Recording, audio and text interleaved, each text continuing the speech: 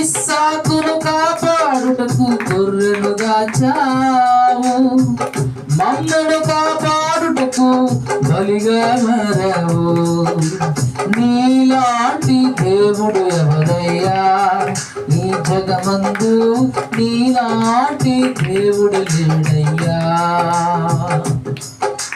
నీలాంటి దేవుడు ఎవరయ్యా ఈ జగమందు, నీలాంటి దేవుడు లేడయ్యా. ఆరాధింతును